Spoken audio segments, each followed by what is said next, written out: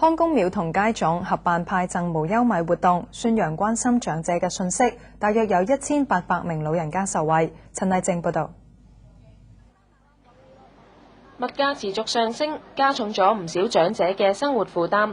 送上一包無憂米，又幫唔幫到佢哋呢？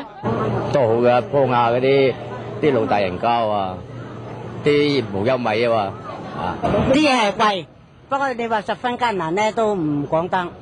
一包米可以食幾耐啊？都食咗10零20日嘅。10零20日。啊！有份主辦嘅康公廟住持盧樹敬強調，今次嘅活動並非為解決長者生活問題，而係一份心意。因為澳門而家咧人口老化啦，個價值觀咧開始有少少變，咁我希望咧藉住呢次活動，喚醒啲青年人對啲老人家比較關心一啲。佢又感謝街總轄下坊會嘅協助，讓活動能夠成功舉行。今次派米活動共派發咗1800張換米票，派發時間亦延長到下午5點鐘先至結束。澳門電視台記者陳麗靜報導。